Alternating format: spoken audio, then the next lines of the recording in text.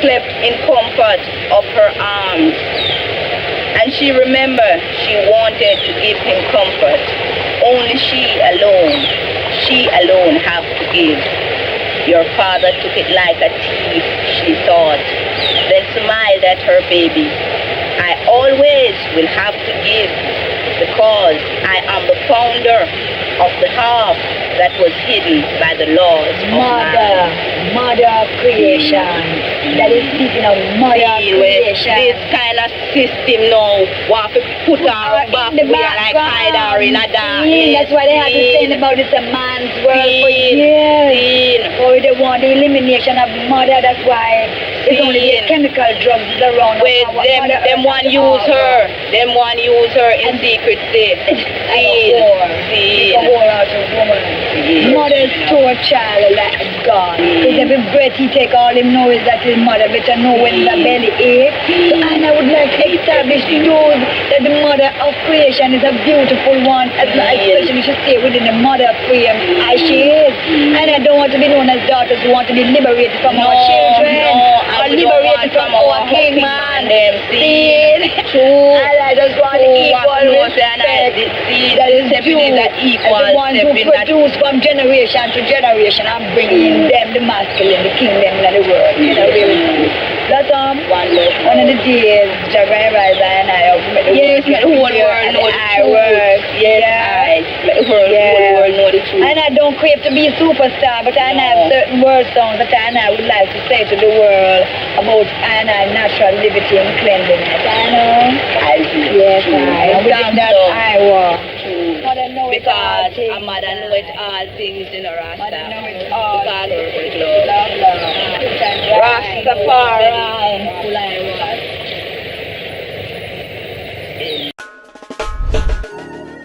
Are you ready? Are you ready?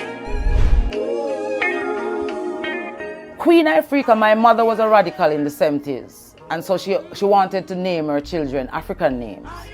And so she thought that my face, my head, shaped like the map of Africa, especially if I'm wearing a turban. And so she wanted to give me that name as on my birth paper. None of her friends wanted her to do it at the time because it was not the thing to do. So I ended up with a Latoya name or something like that. Last week, ER at Flames with Queen Ifrica for a segment of Big Tune and to explore a bit of background. I had a rocky childhood coming up, and so my dad was a part of that rocky childhood because I never knew him as a father. And so therefore, there was this void for a very long time. But then, if you're born into music the way I was, my mother, this is her ring, she made it herself. If she was alive today, she would be in something music. She loved music very much. Aita is her name.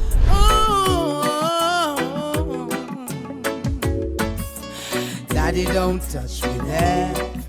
I'm gonna tell on you one day, I swear. So what's the point, you think, where people started to pay attention to what it is you were doing on the music scene? I think the fact that I was willing to do a song like Daddy Don't Touch Me There in a predator society.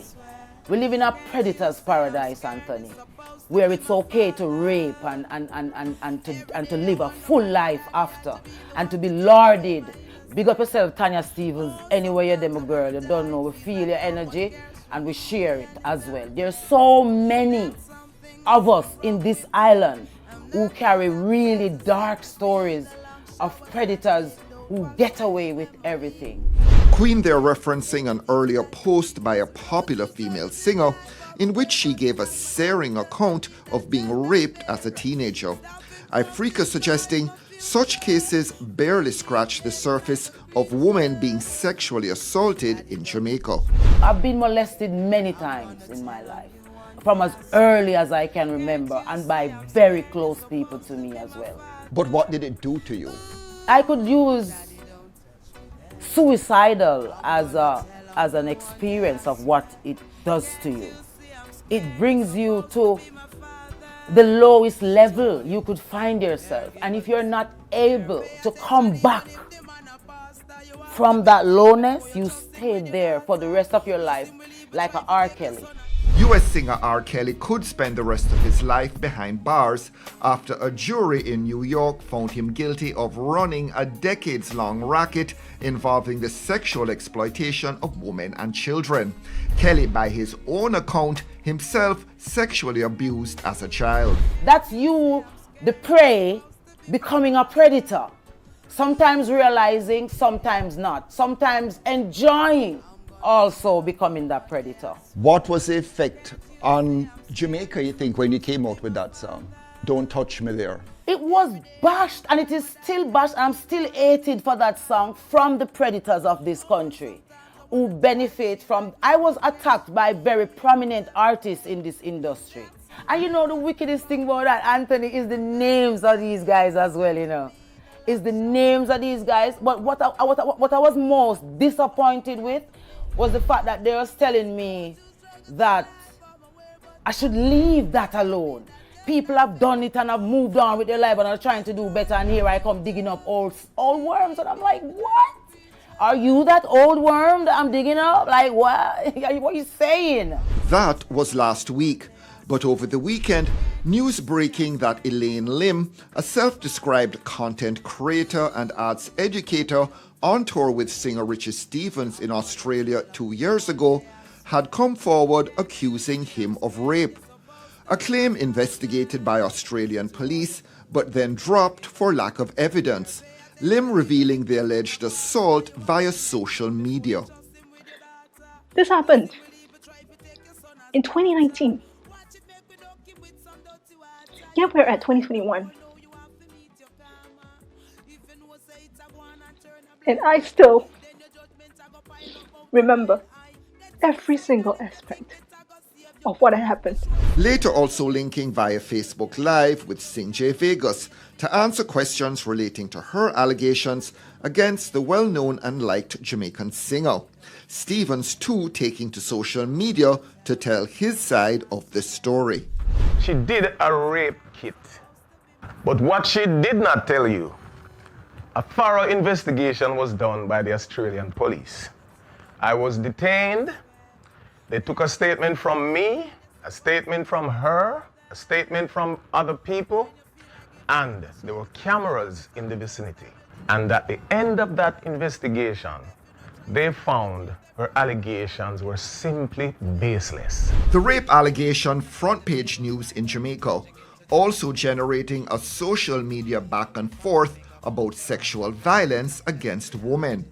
A theme Queen Ifrica picked up on again this week, passionately speaking out in support of rape victims, but with some jolting claims about the industry within which she herself operates. In the case of Tanya, whoever she's talking, and in the case of the lady that mentioned her name, I can't tell them that them telling a lie. In the case of the lady that mentioned the name, we saw the artist come out and we see the artist saying that, you know, some might are true and some might are not true.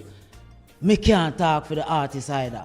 But being a victim myself of rape and molestation, me want to talk for the victims. To say, this is the reason why people who are raped and abused and molested don't talk about it.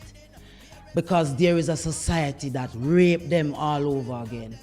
Put them through the turmoil all over again. No, I don't hear enough people reaching out to these women and giving them the type of comfort that they really need right now. When I look in some of the comments, I mostly see people talking about whether or not Tanya took too long to say it, or in the case of the lady, she looked like she and him had something. This lady was crying, and anyone that was watching it could see that something happened there. People lie, Anthony. I know people who have told wicked lies on men. And that is why I've always said that I personally defend men, good men who would never ever think of, in this industry too, there are very good men in this industry who would never think to want to trouble a girl who come around them. Because let me tell you something, you know, Anthony, the industry is not as nice as it looking. A lot of us, them artists here, we look up to some big, great tone artists, man. And middle-age artists, man, and all different age group artists, man, what we look up to. In this industry, nasty. Them no pardon little girl and some of them no pardon little boy neither. Them come around them and them there around them and them because of the love what them have. I tour the world. Queen Africa been around the world and right? And I've seen where young girls just come into backstage just to be around Jamaican music and to see these artists and to be a part of it. And before the night is over, they are molested. And they can't believe because it's the favorite artist that did it to them. And you come on the road and you meet them up and they'll be like, do you know this artist or do you know that artist? And he's not a good person. And then sometimes you quiz and ask you here what he did and somebody else was watching and all that kind of stuff. So these guys are not as innocent as a lot of them making out themselves to be. Batman, police, everybody are kicked down with door. We have artists, you know, when we go to overseas and you pull up on the hotel scene and the yard full of people and them there to see whichever artist them love. You hardly find an artist who are gonna just say, wow, some nice people here must have, which one I feel? Ray, which one I feel? Which one I feel? You understand what I say there? You hardly find a person who can just pull up and see some really nice girls out in the yard and just know, say, yeah, this is how big we are, all type of people love we. These men take it for granted and feel like they must come for the artist big and they must come for the artist and the artists all get them and before the night done, them have them up and down and then they leave and then these ladies are left there to figure it out. There are a lot of predators in our industry. In our society in general, but in music industry, the music industry full of predators. Some serious demonic one them too. Where I do some dirty things to some little girl and some little boy, yeah. And them have a society where I protect them. So they don't feel like they should have any form of remorse or they should answer to anybody about it. And so I would just love to concentrate until every victim can be strong enough for themselves where if you know you're not strong enough, you can handle the backlash when you call a name. Work on yourself first. Work on strengthening your inner reserve. Work on how you're going to manage if you tell somebody and then tell us you're a liar. Tell when you dead in a seat what happen every day. As Tanya said when she take the big old long shower them and it's something still now come out her head. You understand what I say? Love yourself first through it too. Loving yourself and accepting say, you know this thing happened to me but I don't me this. I am not what happened to me. So you know say alright, from your start, have that perception towards yourself. Then it will start show up on your outside as well. People are going to start see your clarity. Don't rape yourself over. Don't beat yourself over. Don't kill yourself. Don't cut your throat because somebody rape you. Their time will come. I'm not ready to talk about mine. Me have one too. Probably dark and for Tanya them. Next week, the Queen tackles vaccination and the PM. Right now, the force needs CPR. It look like that boom they are gonna leave a scar. Officer, you can't run from the judgment. According to your works, you'll be paid. You can't run from the judgment. What you think when you do and what you say? You can't run from the judgment. This is Princess Pia representing for Reggae Britannia, and we're here with the talented Queen Amiga. How are you doing? I'm blessed.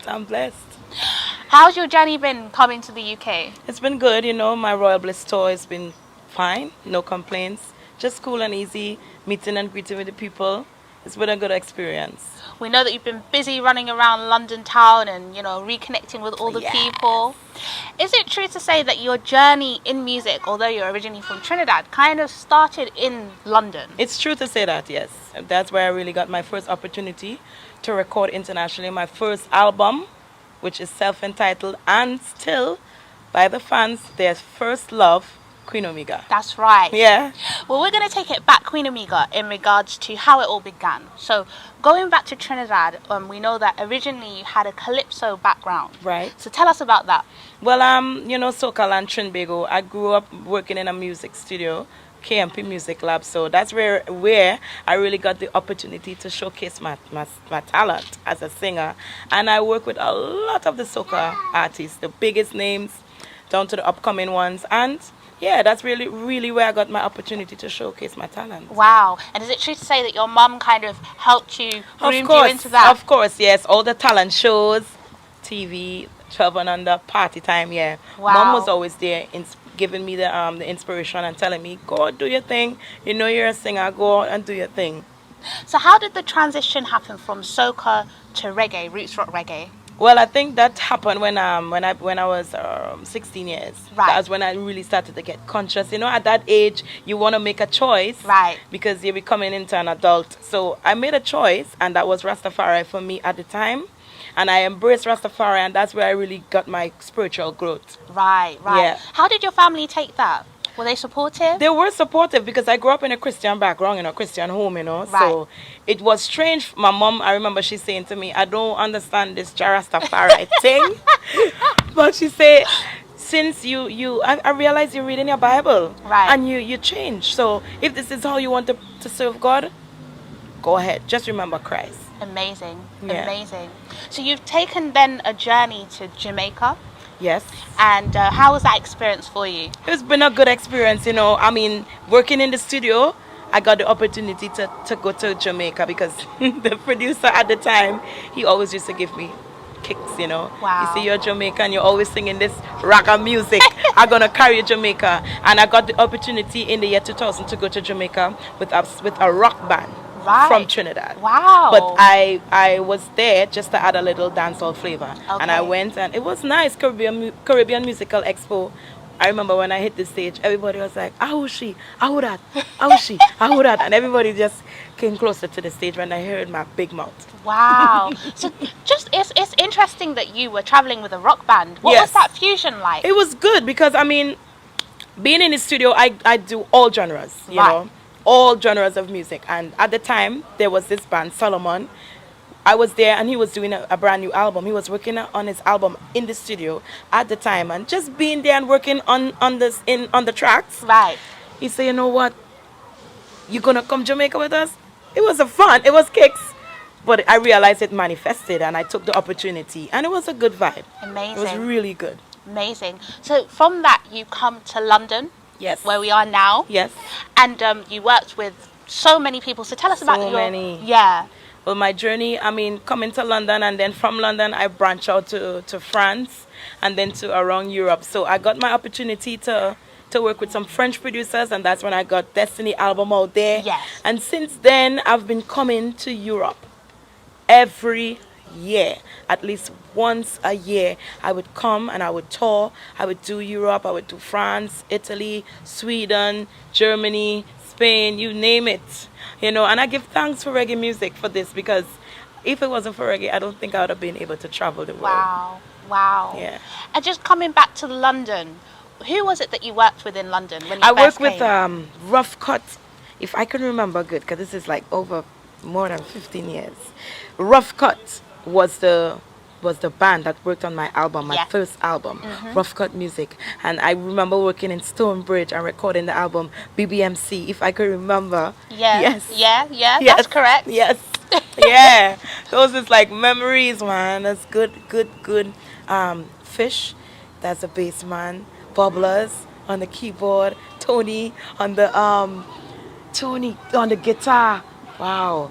Horsemouth on the drums. Yeah, these are all major names. Major names. So I work with some of the biggest names in London. Trust me. Wow. So, like, you know, we can hear a baby in the background. Yes. And we know that, you know, through social media, you're a mother. Yes. And I really want to speak to you from a female perspective, because sometimes as an artist, I guess, you don't get to give that out there. True. There's a lot of female artists who have to juggle being a mother and an artist and everything else. Yes. How do you do that? With the grace of the Most High. That's all I can say. Sometimes I want to know how I do it as well. I mean, I guess you don't have a choice. Right. You have to know how to manage your time and balance, you know, and this is what life is about. And I think I'm doing a good job. You know, Definitely. I've been on the road this time with my baby, and it's been a good experience because she's a great traveler. She's been a good baby. She's been very good followers. She's been wonderful. Oh, yes. We saw Queen Amiga come out the car, and I saw her with this baby in her hand, and I was like, wow. You know, everything on social media, it's real. It's real. So what would be your advice to other working mothers, be it an artist or just a woman that wants to pursue her career, but she's a mother and she still wants to hold on to that responsibility? What would be your advice to her? Well, I mean, first of all, motherhood is first, you know, but don't be afraid. Don't be afraid to do what you have to do, because at the end of the day, you're a mother, and first you're a woman. That's right. You know, and we women, we rock the cradle. We are the top, you know. And when I say at the top, I don't want people to be misinterpreted, because right now we're living in the time of the woman. So now is the time for us to rise. Now is the time to let the woman go on the forefront and do her thing, because we have been put under for too long. Wow. So now is our time, and just be focused and be strong. That's, I think, those two. Be strong, because challenges is going to come, obstacles is going to come. This is life. You can't run away from it. But be strong in everything and know to bounce back. Be resilient and know that you're a winner and not a loser. You heard that from the amazing Queen Amiga. Wow, it's just amazing what you're saying to me. So spiritual. There's a song, one of my favorite songs from you, which is Making a Sacrifice. Yes. And I kind of, based on what you were saying, was that part of why you wrote that song? Of course, you know, as an artist, you have to let people know your personal experience, and you have to know how to put it, you know, pen, paper. And that's why I wrote that song, Make a Sacrifice, because, you know, I say, you know what? People think this thing easy. I'm going to show them this is not no better rose, you know. It's hard work, you know, but the reward is there. You know, the reward is there, because when I go out and I meet people and people say stuff to me like, oh, Queen Amiga, when I was down, I listened to your music and I feel so good. That gives me inspiration, and that gives me the motivation to continue do what I'm doing and don't stop. So the reward is there. When you're writing your songs, because your lyrics are so powerful. True. They are, you know, anyone I talk to always say, Queen Amiga, her lyrics are powerful, her songs are powerful. Wow. Where else do you get your inspiration from? From life itself, you know, from life itself. This right now is an experience. This is an inspiration, you know, because you came from where you came from just to be able to be with me. I mean, from Most High, you know, Empress Menen, His Imperial Majesty, and elements, you know, the elements, life itself, nature, everything. I look at everything and I appreciate everything, and I try to see how I can just be a better person, be a better artist, be a better woman, so I can contribute to the universe, you know. This is amazing. I know it's gone on the female side, but I'm going to stick on it. Yes. I'm going to stick on this. Yes. We have a lot of females, especially young up-and-coming reggae females that are coming up worldwide, but also in the UK. And they find it, you know, difficult to break through. Wow. And you're a very strong artist and a strong female. How did you deal with that, and what would be your advice to them? Well, you know, you can't give up. Don't give up, because there are times I felt like this thing ain't working out. This thing ain't working out. People don't want to hear conscious music. People want to hear rah-rah. You know, people want to see skin up and all these things. But I say, you know what? I have to do what I have to do. They're doing what they got to do. And listen, I have to do what I have to do. I'm being Queen Amiga, just carrying that name. It's a title. And it's a powerful title. And it's a title that's given unto any conscious woman. Once you know who you are as a queen, you're Queen Amiga.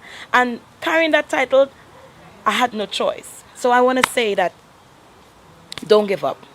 Don't give up. Even when you feel like, boy, I can't do it. That's the time when you really have to be like, okay, tighten up my lace, straighten up my belt, and let me just revision, refocus, and just don't give up, because we need you. Yes. The world needs more positive female. The world needs more Queen Amigas, you know? Because life right now, we're living at the time of the dark era, or the last days, whatever you want to call it. We're in a time where we need more positivity. Yes. Wow, this is so inspirational, just speaking with you, being beside you. I'm feeling this vibration. I mean, what's your aims and ambitions going forward? Because you've done so much work and I know that you will never stop. What is your dreams and aspirations as to what you want to do now? Well, for me, Africa, I want to be able to tour Africa. Wow. Because I've been touring around Europe for a long time and I have never been to Africa. And I would love to go to Africa and spread the message out there to my African brothers and sisters as well, because they need to feel that love. They need to feel the vibration and the good energy too. And hopefully, if I can have a workshop, something going on down in Africa where I can contribute, Yeah. That's amazing. You heard that? Any promoters that deal with anywhere in Africa, contact Queen Amiga's management. You have to do this. I know that you had there was a tour in Trinidad where you were performing with Randy Valentine. Oh yes, we did a cruise. We did a nice boat ride. It was a good experience. I love Randy Valentine. He is such a sweet person. Mm-hmm. I'm not talking about the artist. I'm speaking about the person himself. I love him. I love his vibe. We did not get the chance to connect. We were supposed to connect, but time goes so fast. So hopefully, Randy, hopefully when I come, we're going to link because we have some work to do together. Yeah. Yes. And there's so many other UK artists that would love to work with you. I am open, me, I'm open. I'm open to do works because, iron sharpeneth iron. So the more we link, it's the better for me. If I can do work with artists from all over the world, that will get my music worldwide. So I'm glad. I'm open and I'm here ready to do some works. Amazing, amazing. So how do we get hold of your music? Okay, so everything is social media now. So we have Instagram, The Real Queen Omega. That's one right. word. The Real Queen Omega. Instagram, and then the Facebook, Queen Omega Music. Mm-hmm. You can check out Queen Omega on SoundCloud as well. And every time you Google Queen Omega, then you will see some of my live performances. And then we have the email addresses. That's for bookings. Right. That's Queen Omega Bookings at Gmail. Right. And if you want to send some music to me, like the producers, you have Queen Omega Music. Right. At gmail.com. Amazing, amazing. And in terms of purchasing your music? Well, the website, actually, it's we're constructing it right now at the moment, queenomegamusic.com. So hopefully that should be up and running before the year is finished. Right. Because we have some merch, some t-shirts, we have some stuff there. And Amazon as well, iTunes, I guess? iTunes, yes. You can check out Queen Omega on iTunes, I'm sure. And did I say SoundCloud before? Yes, SoundCloud, yes. SoundCloud, Queen Omega too. Wow. Well, you've heard it right here on Reggae Britannia. You need to check out Queen Omega's music. This is real. This is a spiritual moment, and I don't get much spiritual moments, but I'm having one here right now. Sweet. And it's a good vibration because it's a woman vibration. Yes. Never give up is the message. Queen Omega, if we could talk to you all day, we would. You'll do it. Definitely. I know. I just feel so good being out here talking to you. Thanks for coming. Definitely. And obviously you're going to have the show tonight at Yes. Heritage in London. Yes. And that's going to be, I'll be there. If Boom, you're not, boom. you need to be there. You need to be there. Yes. So that's in Cricklewood Heritage. That's a beautiful place. They often do a lot of Caribbean and reggae. Nice. So I'm in the perfect spot. Definitely. Yes. It's nice and intimate Your there. eyes, bless up yourself. Yes, it's lovely. So you've heard it right here at Reggae Britannia. Queen Omega, thank you so much. Thank you. God bless. Oh, it's just amazing. So if you want to see more interviews such as this, just make sure you subscribe on our YouTube channel, or you visit our website, which is www.reggaebrit.com, or Instagram and Twitter at ReggaeBrit. One love. Shout it out with me. If you're living a life stress-free, who Jah bless me, say no one curse. Blessed you are if you're blessed from birth. Blessed, shout it out with me. If you're living a life stress-free, who Jah bless me, say no one curse. No, no, no. Greetings, I'm backstage at the World Beat Cultural Center with Desiree. Desiree, welcome to the World Beat Center. I am so glad to see you. On stage I talked about when you sang, you wash people's soul. And, people wash their bodies, but they don't really think about washing their soul. And so when you sing, it's like people's soul get bathed, in light, That's your description of it? Yeah, it's really pure, very clear. you know, how is St. Croix and the music going on in St. Croix? You there? Are you still there a lot? Yes, right now I have another album on the way. I finished record everything already. It's on the way. Good. So what? By next month. It's next month, huh? The last song that you sung, is that from the new album? Yes. Yeah, that because I never heard that was woo. God, yeah. How do you get inspired writing these songs? I mean, they're so conscious, you know. Do you retreat in? Do you retreat in? Yeah, retreat and observe. Yeah, you. Because you're really to yourself, Desiree. I mean, you don't bother, a lot. I always had respect your distance. That your inner distance. That you really, seem to preserve your spirit, and move, like a lioness. Because a lion, when they move, or lioness, when they move, they watch the savannah before they pounce or do anything. So you're always careful with your movements and your thoughts. Well, there's a time for everything. There's a time for everything. And we learn in the Bible that being discreet is being safe. Having discretion is being safe. That's it. Oh yeah. So you've learned, these years to be, more discreet and walk like a lioness. When you look within, that is where we're really supposed to look, on the inside. So you have to go within. You have to retreat sometimes. There's a time for everything. Do you read a lot? Yes. What's your favorite book? What you're reading now? My favorite book is the Bible. The Bible, of course, which I always read in, but I read a lot of different other types of books. So, working on this new album, what is one of your favorite cuts on this new album? Lots, huh? Yeah.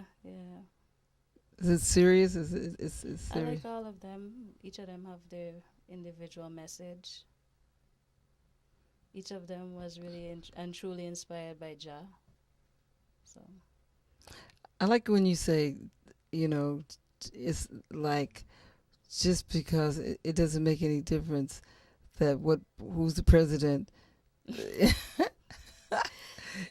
the government's the same.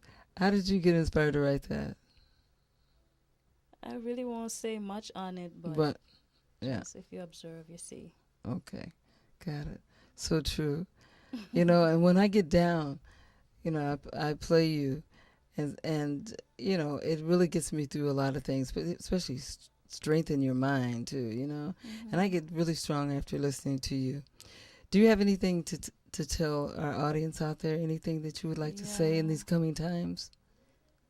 Yeah, I see a lot of imbalance on earth. I see few people who care.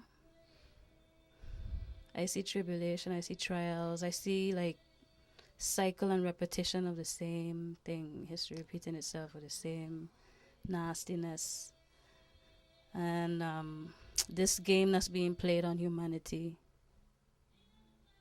And we need to educate ourselves right now and focus, set goals and work to accomplish them. Don't let nothing stop you. So we're going through some serious times. Mm-hmm. So that's the message, for us to really... Yeah, and take care of yourself, Eat well, take time for yourself, take care of others, give what you have, even if it's a little, it's something.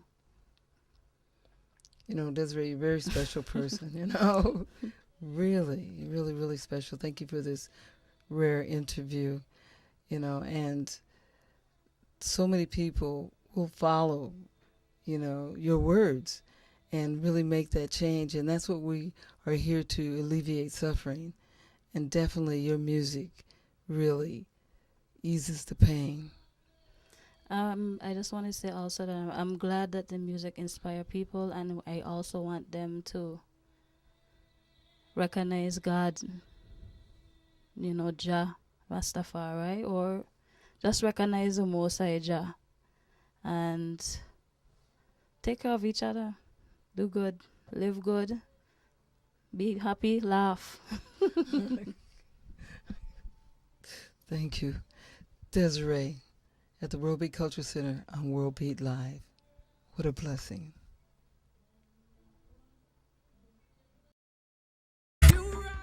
When I was growing up, my father was my pastor. And I grew up in the country.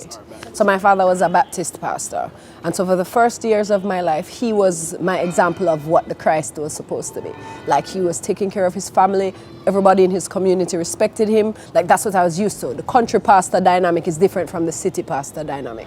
When I moved to Kingston, I started to go to a different church. He was no longer my pastor. And so I started to realize that this pastor thing is a hype thing too. So, it's a social climbing thing. And then when I started to work in corporate Jamaica, I started to see this pastor in meetings that had nothing to do with the church, but were about culture. And I watched him, poise. And I was like, this, learning and seeing how it is people use positions of power.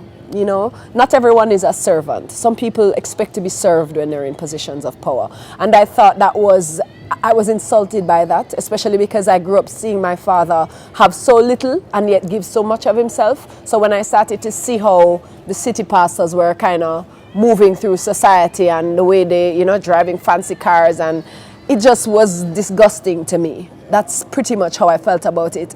And I remember growing up and asking of these city pastors, like when I had these questions about Africa and about the inconsistencies between what I was reading in the Word and what I was reading in ancient African history, he couldn't give me answers, and he actually responded very negatively when I would ask some of these questions, almost like, why am I asking these questions? I remembered getting pamphlets in church with African symbols on them and being told these are demonic symbols.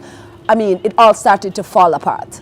And so this is now, and I've always had a very close relationship with my father. So every time I was challenged in this way, I would go home and I would talk to him about it, And he was a revolutionary kind of man. He wasn't like your atypical pastor. So he was very Afrocentric. I am a result of his efforts. So he was reading Frantz Fanon and Wretched of the Earth and some serious literature when he was growing up. You know what I mean?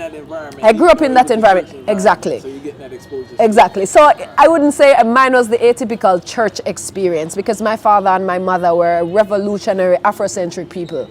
So it's only natural that I would, manifest this type of vibration in this time,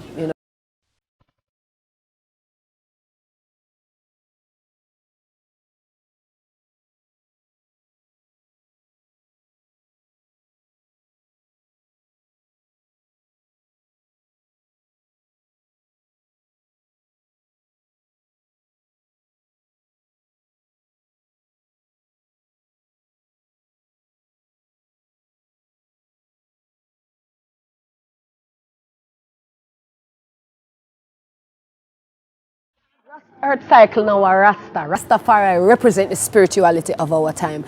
Everything else is religion and dogma and institution and organization and taking money. Rastafari as a livity, not just the mansions and so on, because even within the organization of Rastafari, you have people who have turned it into religion. But the essence of Rastafari connects with like Zen Buddhism and connects with a lot of the indigenous traditions of understanding the earth and balancing with yourself and knowing yourself and building your community and eating from the land and practicing balance with nature so that you don't take too much without replenishing. These principles are not unique to Rastafari, but Rastafari is the only set of ones who trod in the earth saying these words and promoting this particular lifestyle. Yes, and so you don't need missionaries like how them guys needed missionaries when they were going in the world, right? It's just the livity that is contagious. And so that is why, as Walter Rodney, I'm so glad you quoted, he's one of my favorite human beings to tread this earth. You see me? I love to see the revolutionary brothers talking about these things unapologetically, and it's really example alone. Your brothers have to see you successful being yourself as an African. You cannot tell them anything. You have to show them. You have to lead them by example. All herbs are not made equal, right? And I know you promote the consumption of herbs. But what I notice with a lot of people in certain areas is just they can promote it because when they have access to grow it or they know who's growing it. Mm-hmm. What would you say to people in America that's using the herb? Would you still tell them to consume it, or would you tell them just That's a very good way to put it, because a lot of times I am not sensitive enough to the fact that it's not as readily accessible. So I have the luxury of living in Jamaica where I can get a pound and make my oil and make my medicine. But for those who live over here, you have to remember, they treat ganja like drugs over here, and they are genetically modifying herb and shifting the THC CBD balance to give you the highest high, like it's coke them trying to create with the ganja. I don't promote that. I would travel the world and don't even use no herb for 3 months because I can't get organic herb you have to be careful what you're putting into your brain, right? Because all of the energy surrounding the way it was planted and so on, all of this goes into your body. Just like when you eat animals, all of the tension that is created inside these animals when they are about to be slaughtered, you internalize it when you eat it. So you have to think about the herbs in the same way. If you can't get the ganja, you have to go learn to meditate without it. And you have to go find some other herbs too, because we're not just promoting getting high, we're promoting wellness. And ganja is a thing that is good for your brain. Your brain has cannabinoid receptors. That means you are designed to use this thing to heal yourself.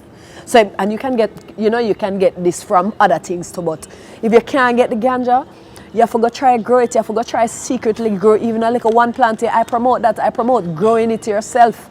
And if you can't, then you have to go do your investigation, do your research, and find out if it is really that important to you.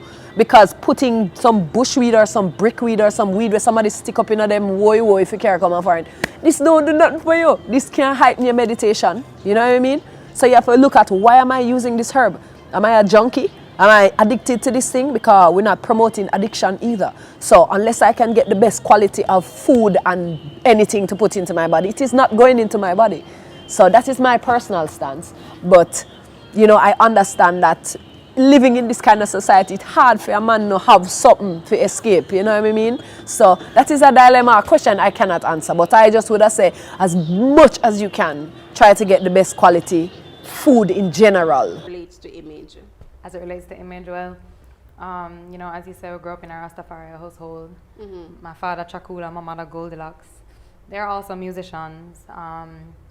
And I just remember growing up that image was of a level of importance, mm-hmm. Especially in a societal sense. At home you relax, no problem.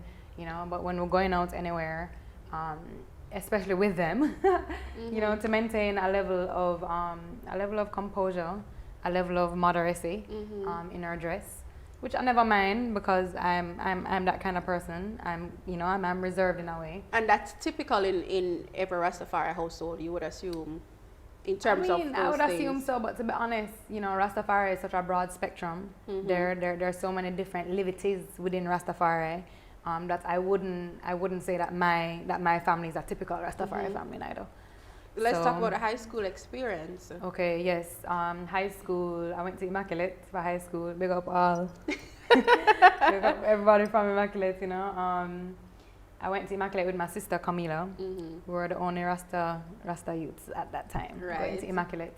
And so it was just a very interesting contrast for me, to go from a Rastafari household, cultural, vegetarian, livity, in the way that we dress, in the way that we talk, in the way that we act, and then to have the contrast and be at school where it's an all-girls setting, everybody involved in the makeup and the dressing and, who hotter than who and so it was an interesting contrast. I definitely think it was important for my growth, and I definitely went through a stage where I felt like maybe I rebelled a little bit against the values that my parents instilled in me.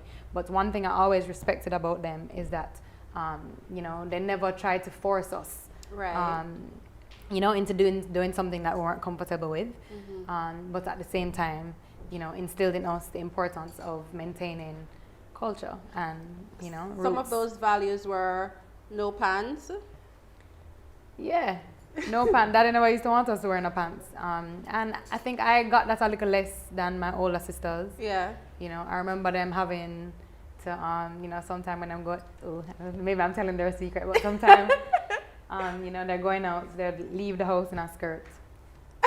And, you know, would have to change to go out just to be, you know, like nobody don't want to go to a party at that time in a long skirt. Yeah. You know, and it's just we as youths experiencing. I don't think there's anything wrong with it. I don't think that we were rebelling necessarily against Rastafari and the Rastafari livity, because it was something that we loved. We treasured our upbringing at home and the values of our parents.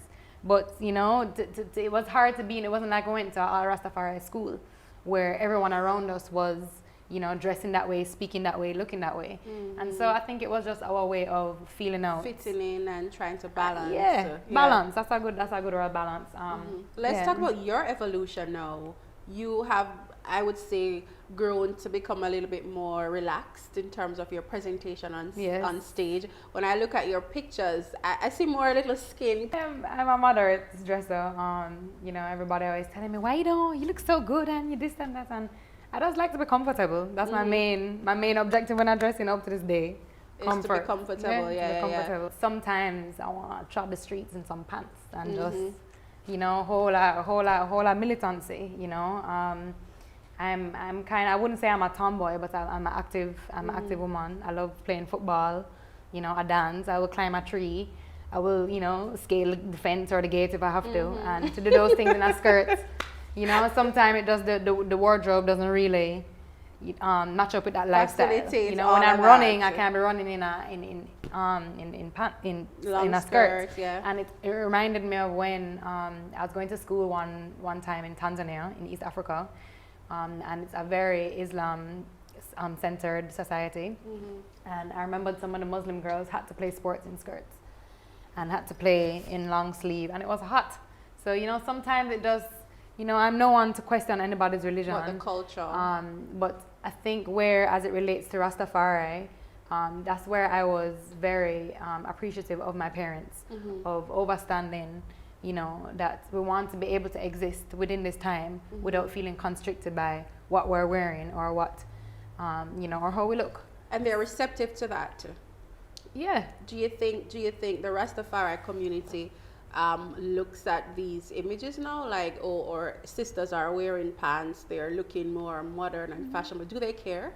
Is it an issue? I think some people care. I mean, I've been called out for it before, you know, by a Rastafari elder for wearing pants, and it made me uncomfortable. You know, at one point it made me question, you know, like, am I really doing something wrong? Am I really, you know, shunning the Rastafari community? And for a long time, it almost made me very reclusive. Like, it made me a little uncomfortable because I felt like the way that I dressed was an offense to Rastafari. But I've come to just accept, you know, the way that I like to do things. And I've also come to accept the diversity within Rastafari. And I think that every culture, every religion has evolution. You know, so it's hard to stay within the boundaries of something that was defined or written in stone, you know, how many 100 years ago, because the times has changed. The world is getting... Me mad, me sick, me reggaeville. Reggaeville family, we are at Overjam. You can see we're outside in the wonderful weather. This is the third day of the festival, and just before this amazing lady is going on stage, I'm very happy to catch her. This is Rima. How is everything, Empress? Blessed, everything is wonderful. Yes, yeah man, feeling nice, and you know, being able to be here for the first time, yeah man, giving thanks. Yeah man, giving thanks, you said it already. You're on a Give Thanks Everyday tour. Yes. How is the tour going for you? Oh, wonderful, wonderful. This is my second time in Europe, and my video for Give Thanks Everyday, which is the single that we promoted now off of the Breaking News album, was released about a week ago, maybe a little bit more.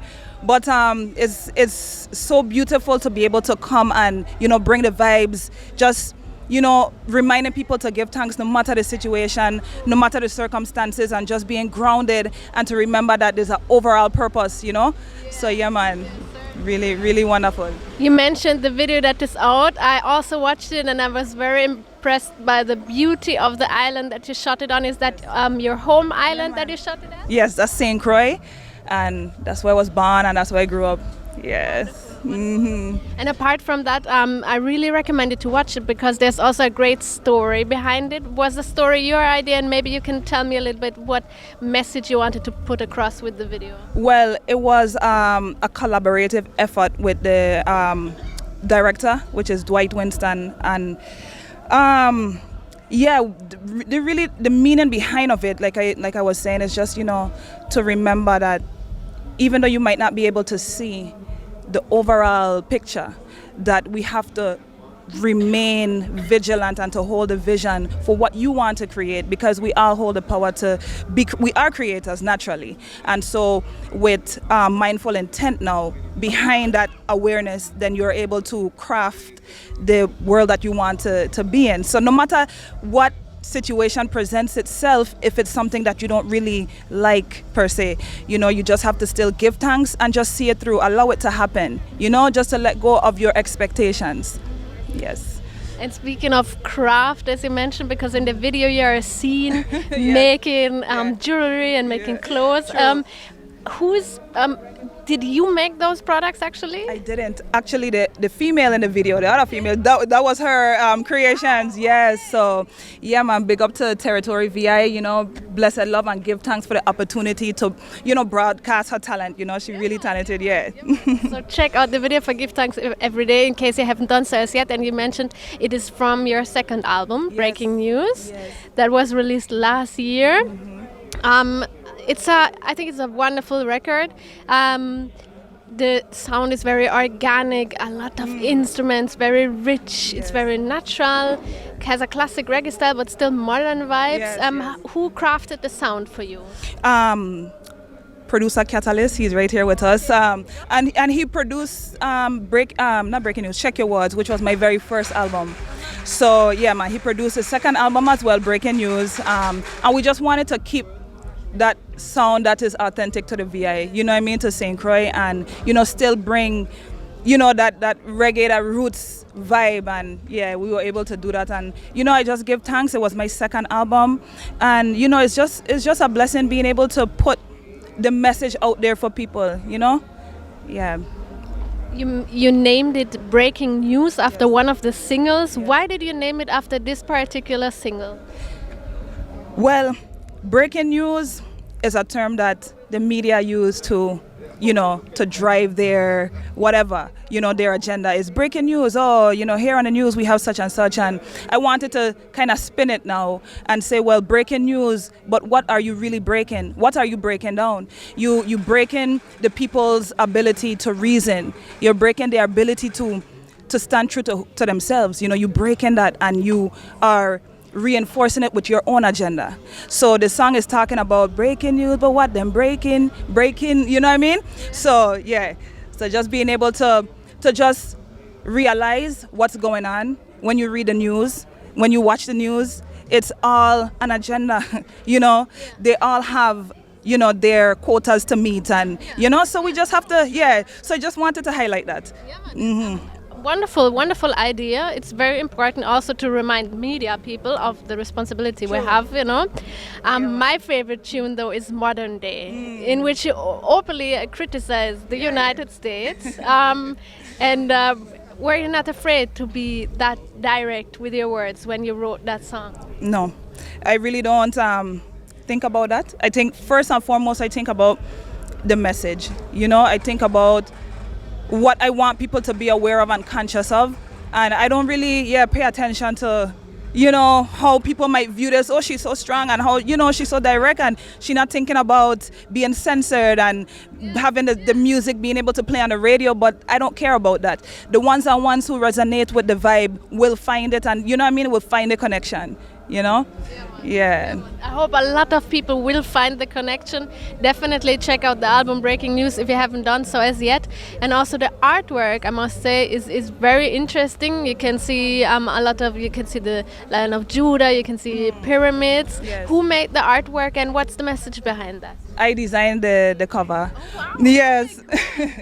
And yeah, basically, you know, I just wanted to put symbols in there that are ancient symbols and things that I think are coming to the forefront now, like the pyramids and, you know, just very ancient and mysterious. And there's the Fibonacci sequence in there as well, if, you know, you were to look at the numbers. And yeah, so all these ancient things, the knowledge that, you know, that the sacred knowledge that were held so dear to us back in the day is coming to the forefront again. So I just wanted to present it in that kind of way, you know?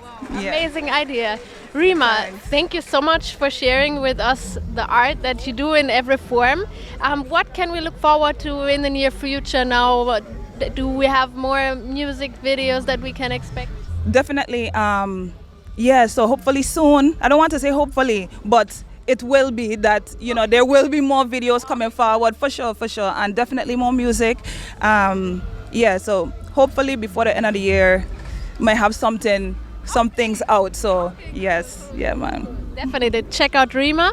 I will also check out Rima now live. If you want to catch some piece of the live performance, you can stay on the regular YouTube and you will find something there from Overjam.